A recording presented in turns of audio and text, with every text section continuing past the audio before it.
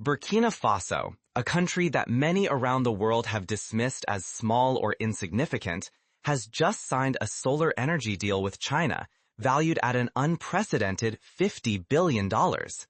That number alone is enough to make headlines, but the true magnitude of this deal lies in its promise, a real chance to break free from a history that has too often been written by others for others. Consider what this means. It is not just about bringing electricity to villages and cities, although that alone would be revolutionary. It is about restoring dignity to millions, about rewriting the narrative of an entire continent, and about declaring that Africa will no longer have its destiny decided by outsiders. With a single stroke of a pen, Burkina Faso has made a powerful statement. Its signature is a symbol of resolve and hope, not resignation or submission.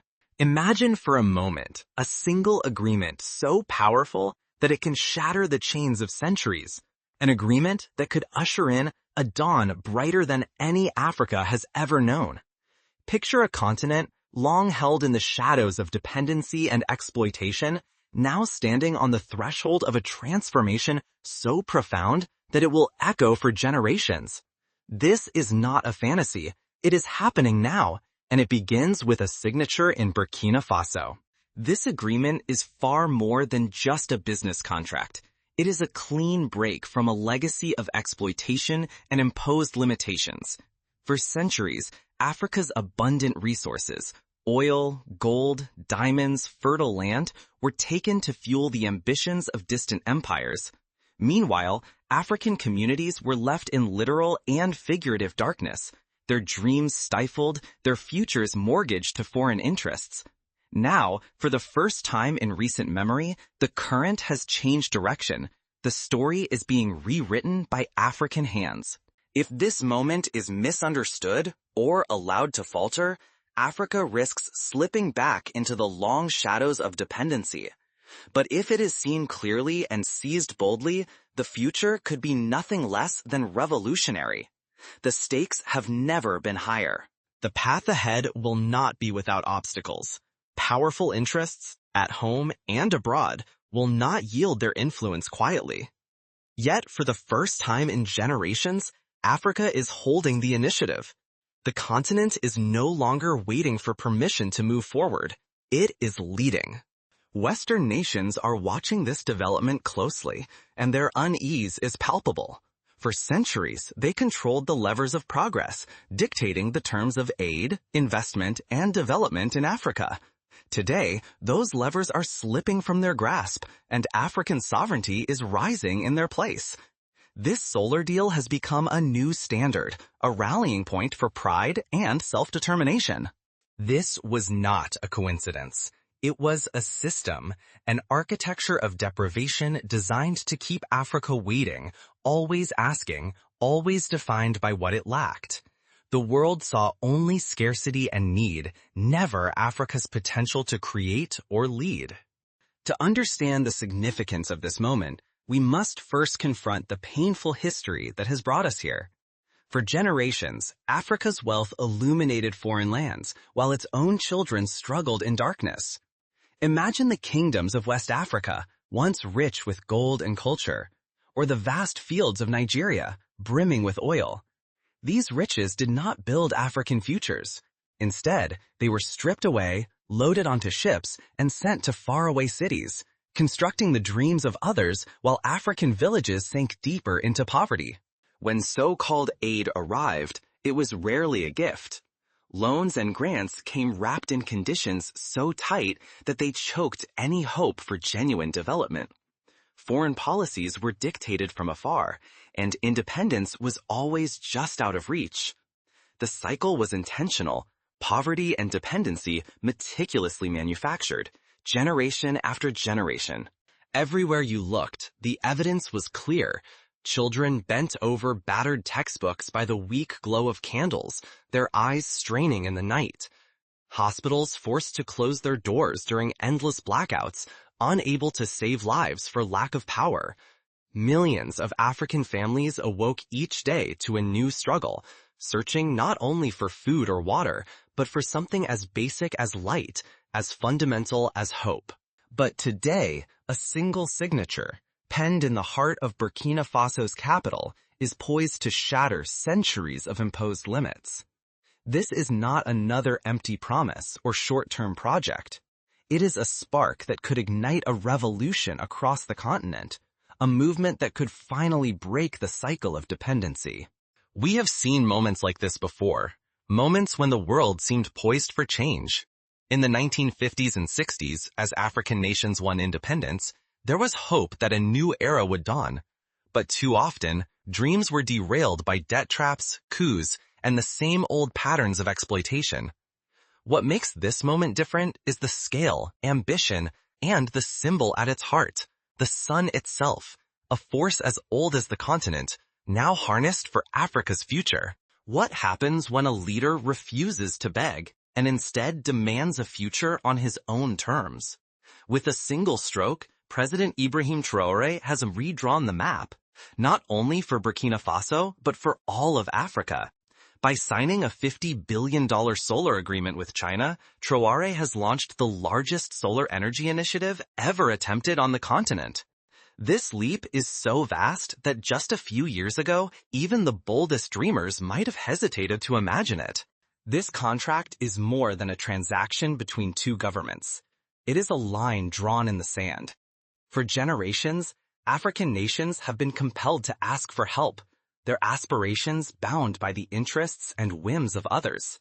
Now, in a gesture heavy with symbolism, the continent claims light itself, energy drawn directly from the African sun, as the foundation of a new era.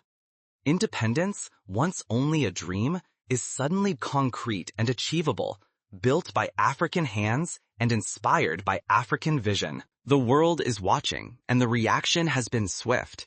Western governments did not simply fade into the background. They applied pressure, used their influence, and tried to forestall this seismic shift. But Traoré's administration stood firm. They refused to accept pity or the chains of dependency. Instead, they chose partnership based on mutual respect. China, a nation whose own rise from poverty to global power echoes Africa's struggle, stands not as a benefactor, but as an equal. But the risks are immense. Should this new path falter, Africa would lose more than a single project. It would risk forfeiting its hard-won claim to dignity and the right to shape its own destiny. The established powers of the world understand this, and they will not surrender their influence easily. They will use every tool, economic, political, even psychological, to try to maintain control. As the first solar panels rise against Burkina Faso's horizon, the world holds its breath. Shadows gather, but so does hope. The symbolism is powerful.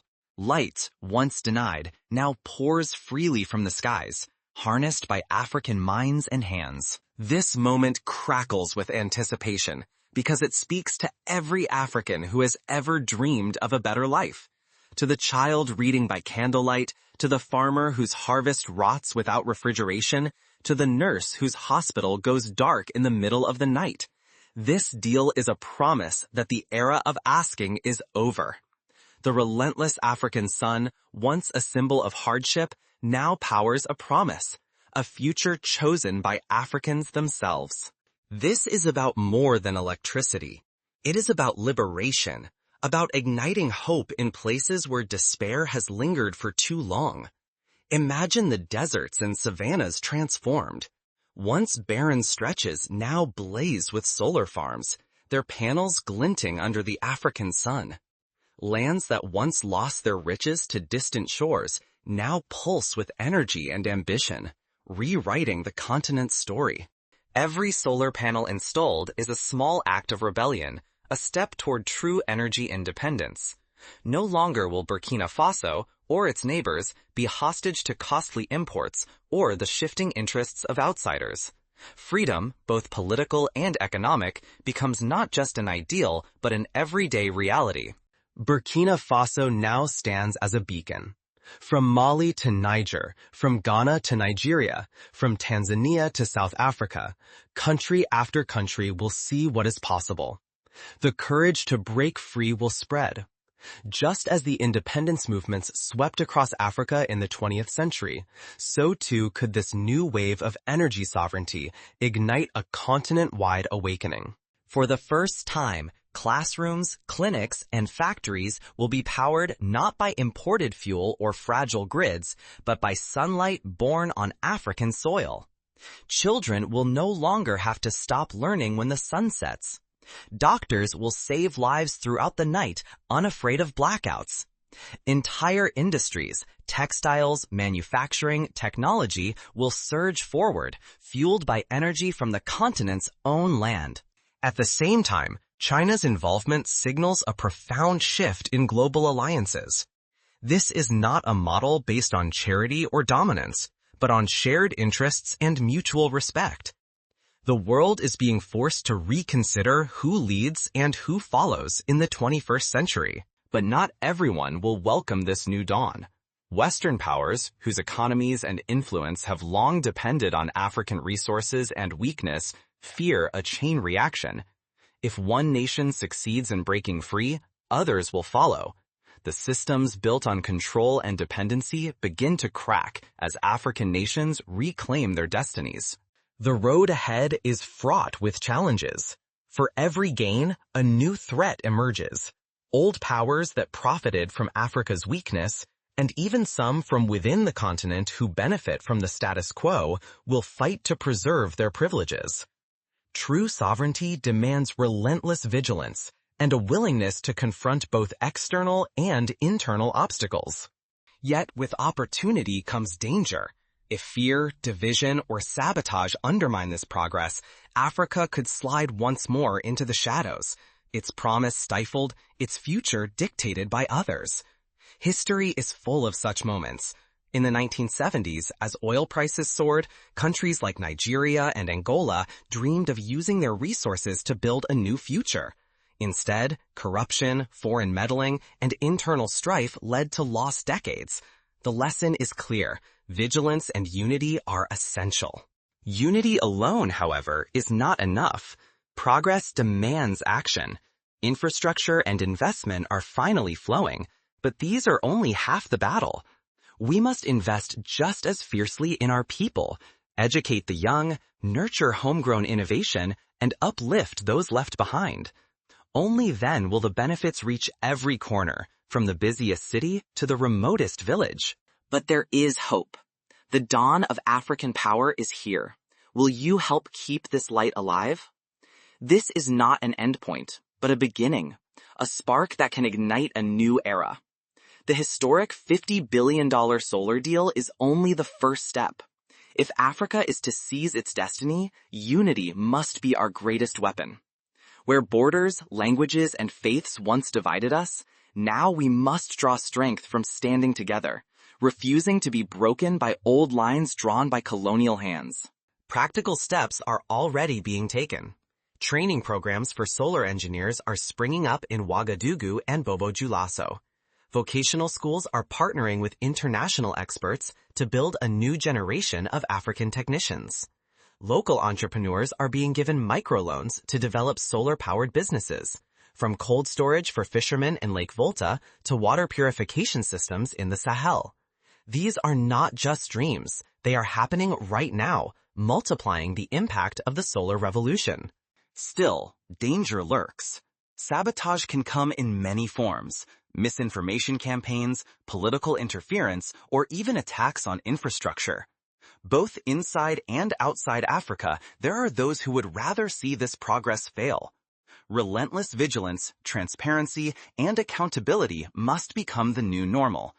Grassroots organizations, independent media, and civil society must all play a role in guarding the flame. Africa no longer stands in the background of the world's story. It steps boldly into the light. What role will you claim? Every African has a stake in this story. Whether you are a student in Dakar, a farmer in the Ethiopian highlands, a business owner in Lagos, or a nurse in Maputo, your choices matter. The diaspora, too, has a vital role, bringing skills, investment, and new ideas home.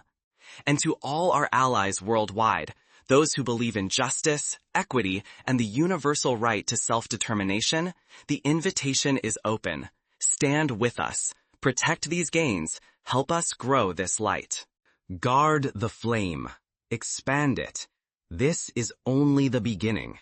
If we fail to unite, if we neglect to invest in ourselves, if we allow old divisions to return, this moment could vanish.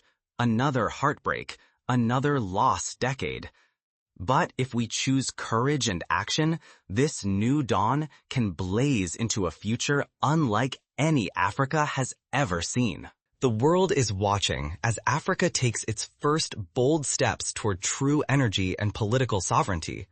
The challenges ahead will be great. Building reliable grids, training the workforce, rooting out corruption, and ensuring that no region or group is left behind. But the rewards could be greater still. A continent finally able to write its own future on its own terms. For generations, foreign powers chained Africa, economically, politically, and in spirit. They exploited our resources, returned only loans and aid laced with conditions, and answered our calls for justice with silence. That era ends tonight. The solar deal is more than a contract. It is a torch passed to millions, lighting classrooms where children will never again squint by candlelight, powering hospitals that will stay open through every night, and fueling the dreams of farmers, makers, and builders who believe tomorrow belongs to them. This is not the end, but the first page of a new chapter. Tonight, we witness a turning point.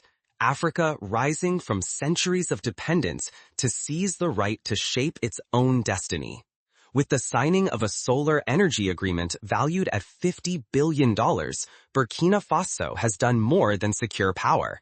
It has sparked a movement for self-determination, a message that Africa will no longer ask permission to rise, nor accept crumbs from its own table. But this new dawn is fragile.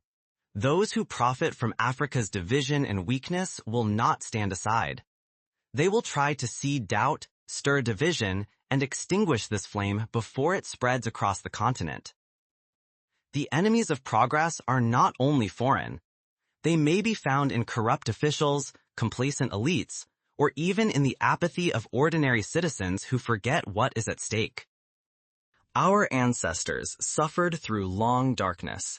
We owe it to them, and to those yet unborn, to guard this flame and help it grow.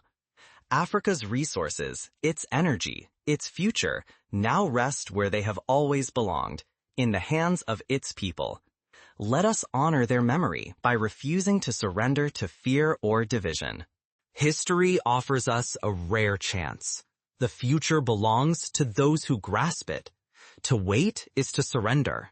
To act is to create a dawn not just for Burkina Faso, but for every nation under Africa's sun.